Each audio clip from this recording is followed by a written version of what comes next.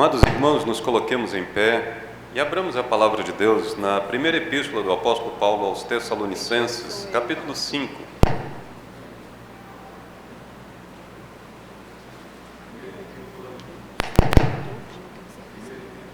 Do Paulo aos Tessalonicenses, capítulo 5, do verso 12 ao verso 22.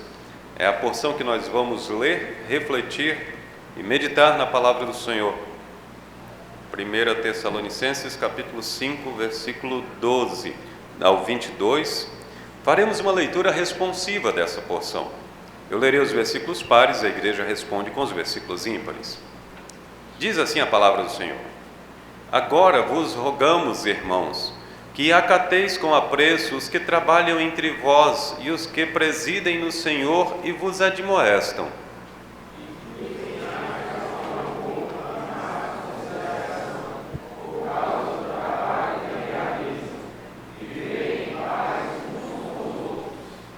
Exortamo-vos também, irmãos, a que admoesteis os insubmissos, consoleis os desanimados, ampareis os fracos e sejais longânimos para com todos.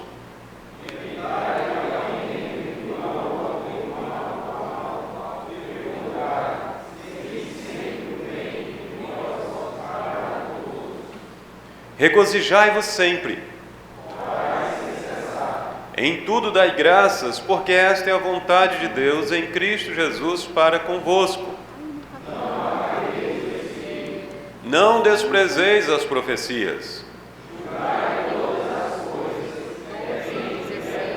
Todos, abstende-vos de toda forma de mal. Amém. Podemos sentar, amados irmãos.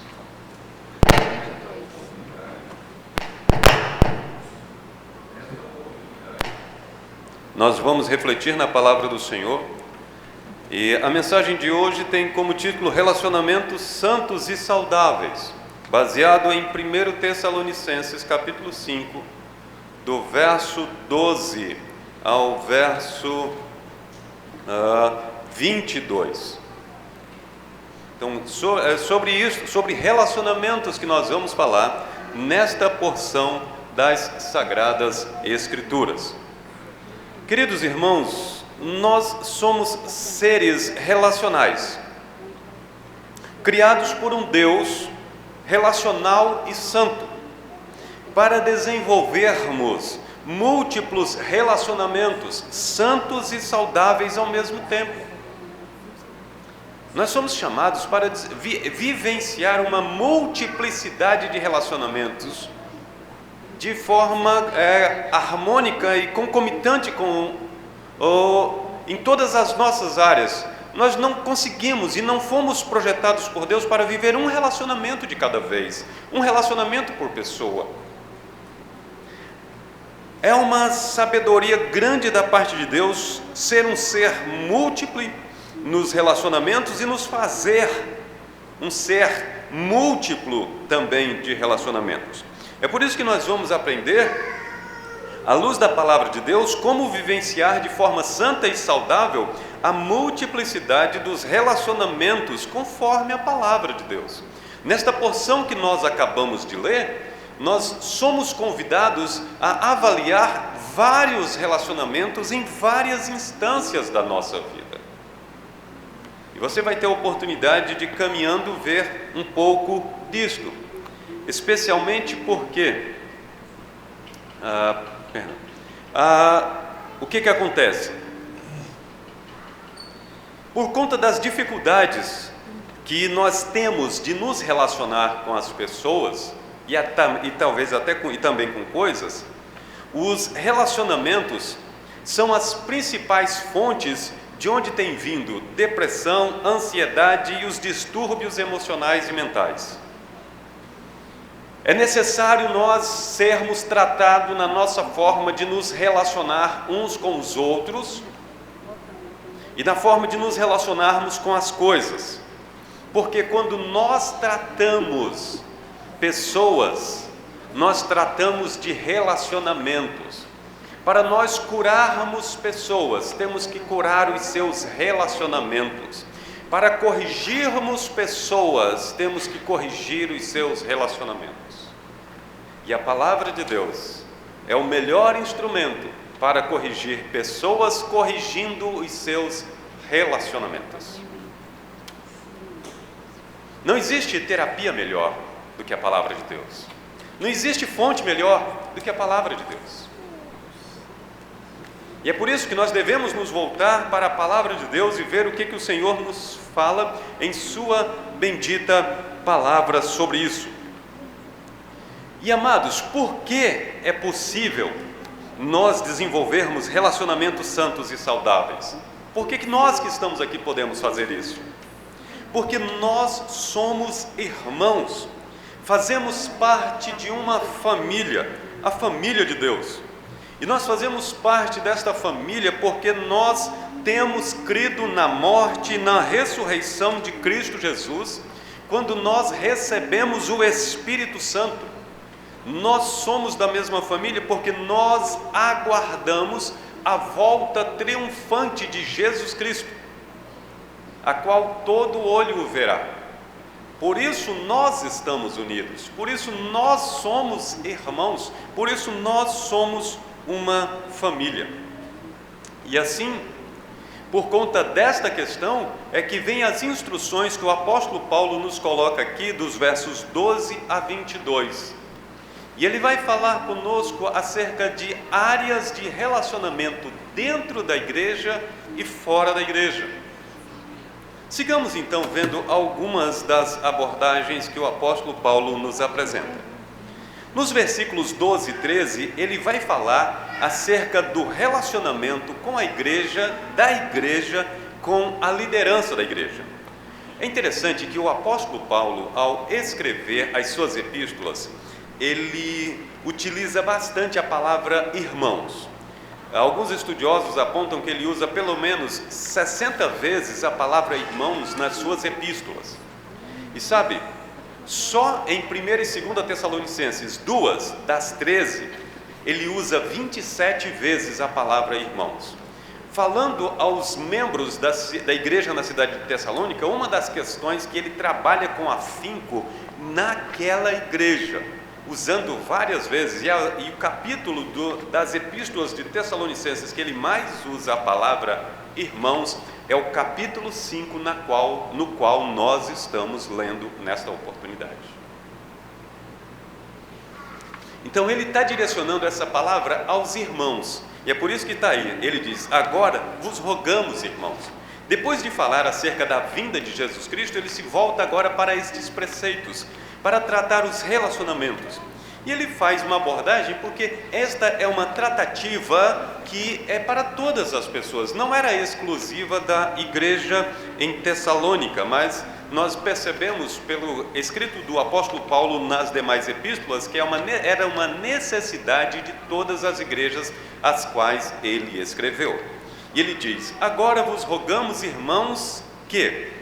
O apóstolo Paulo vai pedir duas coisas àqueles irmãos. Ele vai pedir aos irmãos que os irmãos acatem com apreço, e a segunda coisa que ele vai pedir aos irmãos é que tenham com amor em máxima consideração por causa do trabalho que realizam. Então ele vai pedir estas duas coisas para os irmãos com relação a um grupo de pessoas. E esse grupo de pessoas que ele vai pedir que os irmãos tenham essa dupla atitude são os que trabalham entre vós. Então é interessante que ele está apontando. Aqui os especialistas nas escrituras dizem que o apóstolo Paulo ainda não usou o termo nem ancião, nem presbítero, nem bispo, porque esta provavelmente seja a primeira epístola do apóstolo Paulo e ainda não estava amadurecido isto ainda na igreja. Mas isso, por não ter amadurecido a terminologia, o termo utilizado, não quer dizer que não houvesse liderança. Mas na igreja de Tessalônica tinham homens que trabalhavam pela igreja. Então trabalhavam entre eles. E eram homens que trabalhavam entre eles, e a outra coisa que o apóstolo Paulo coloca: os que vos presidem no Senhor. Então, tinham pessoas que os presidiam no Senhor, ou seja, que os ajudavam a serem relembrados da palavra do Senhor, ouvirem a palavra, crerem na palavra e se manterem na palavra. E não somente isso, mas ele usa uma outra declaração, é que vos admoestam, ou seja, aqueles que exortavam, chamavam ao arrependimento, confrontando, chamando para a palavra. Então, aqui não são 3 grupos de pessoas, mas é um grupo de pessoas que tem essa tríplice atitude, ou essa tríplice ação no exercício da sua função. E é assim que é aos irmãos que o apóstolo Paulo está falando, ou seja, aos membros daquela igreja. Acatem com apreço, porque é natural, sabe? É natural do coração humano pecador se revoltar contra a liderança, em toda e qualquer instituição, seja na empresa, seja no comércio, seja no governo. Os cidadãos se voltam contra os seus governantes, empregados contra os seus patrões, e em especial nos dias de hoje, que nós temos uma filosofia e uma ideologia que incita as pessoas, aos subordinados, se insubordinarem contra as lideranças. Seja um rebelde, um revoltado, em especial, que é o grande chamativo das mensagens de hoje. Os nossos alunos são educados desde o jardim da infância até os níveis até as suas pós-graduações, a serem revoltados, rebeldes e insubmissos. Infelizmente, isso está adentrando com muito mais força dentro da igreja, e as pessoas querem produzir dentro da igreja aquilo que tem sido produzido no mundo. E é por isso que a palavra do apóstolo Paulo continua relevante para os nossos dias. Porque a igreja tem um testemunho diferente, a igreja vive diferente. E é por isso que o apóstolo Paulo nem encerra o versículo 13, dizendo: vivei em paz uns com os outros. Esse viver em paz uns com os outros, ele está encerrando exatamente esta abordagem que ele está falando do relacionamento dos irmãos com a sua liderança. Que assim seja o relacionamento de vocês dentro da igreja, porque vocês são irmãos. Depois de falar do relacionamento dos irmãos com a liderança da igreja, o apóstolo Paulo se volta então para o relacionamento dos irmãos com as pessoas com necessidade, os carentes, os com dificuldades dentro da igreja. Versículo 14 e 15, ele vai continuar dizendo: exortamo-vos também, novamente, os irmãos. Então, a exortação vai para os irmãos, e a exortação agora aos irmãos, e aqui quando a gente começa a estudar esse texto, o apóstolo Paulo está desenhando diante da gente grupos de pessoas. Então, parece-nos que tem o grupo dos irmãos, o grupo dos líderes, e agora parece que é o grupo dos com dificuldades. Então, ele vai pintando assim para que você veja, porque os irmãos, que agora para quem ele está falando, tem que ter um tipo de atitude para com outros irmãos que são um grupo à parte dentro da igreja. E que grupo é este? Ele vai dizer: exortamo-vos também, irmãos, a que admoesteis os insubmissos, consoleis os desanimados, ampareis os fracos. Então, aqui, e é interessante que o apóstolo Paulo aqui, ele fala de 3 dificuldades. As pessoas que estão dentro da igreja que são insubmissas, ou seja, pessoas revoltadas, rebeldes, que não acatam a autoridade. O propósito da palavra aqui é trazer a lembrança de soldados que não querem andar perfilados e marcharem no mesmo passo da tropa. Então é exatamente isso, os insubmissos. Então, e ele vai falar dos desanimados, dos que estão sem ânimo, e ele vai falar dos fracos, aqueles que perderam a força. E é interessante que o apóstolo Paulo apresenta aqui, não foi nada, não se preocupe, já está curado, consertado, costurado e tá, tudo pronto. Até é bom que eu me lembro de beber um pouco d'água. O apóstolo Paulo nos apresenta 3 dificuldades, pessoas em 3 dificuldades, e é interessante que nós temos abordagens diferentes para cada pessoa. As pessoas que estão em insubmissão, como devemos abordar aqueles que estão insubmissos? Aqueles que não querem obedecer, que não querem seguir a ordem da liderança. Nós devemos admoestar, exortar. Irmão, você está errado. Irmão, não é assim que se faz, não é assim que se age. Os irmãos que estão desanimados, nós vamos admoestar os irmãos que estão desanimados? Não. Ele diz, consolem. Quem está desanimado não precisa de admoestação, precisa de consolo. Isso daqui é sabedoria para a gente saber se relacionar. Saber que remédio levar para cada doença. Saber que tratamento desenvolver em cada enfermidade. Eu já contei hoje de manhã, mas eu vou repetir de novo, né? Quando encerrou a cirurgia, o presbítero Hermes foi falar sobre como foi o procedimento que ele fez aqui, teve que mexer uma coisa aqui, outra coisa ali e tal, e quando ele estava falando, quase que eu, sem anestesia, volto a dormir de novo. Mas, ou seja, ele começou a mexer e percebeu o que tinha que fazer. Tem aqui, cada coisa tem uma abordagem, você não trata tudo do mesmo jeito. Você não trata tudo da mesma maneira. Quem está desanimado, use a palavra de Deus para consolar. E o que está fraco? Você exorta o que está fraco? Você vai consolar o que está fraco? O que está fraco não é de consolação. Ele precisa que você estenda a mão, que você puxe ele para cima, que você abrace ele. Não é que pule no pescoço dele. Coloque ele no seu pescoço. É essa a abordagem. E em tudo quanto você for fazer, ele vai encerrar aqui. Você vai admoestar o insubmisso? Seja longânimo. Você vai consolar o desanimado? Seja longânimo. Você vai amparar o fraco? Seja longânimo. Faça tudo com longanimidade. Por que é possível fazermos? Porque temos o Espírito Santo. O Espírito Santo de Deus está em nós. E aí ele vai e fala sobre mais uma outra questão, depois de falar sobre essas três abordagens, ele coloca mais uma, a quarta, que é algo que todos nós devemos estar atentos para evitar que alguém retribua a outra em mal por mal.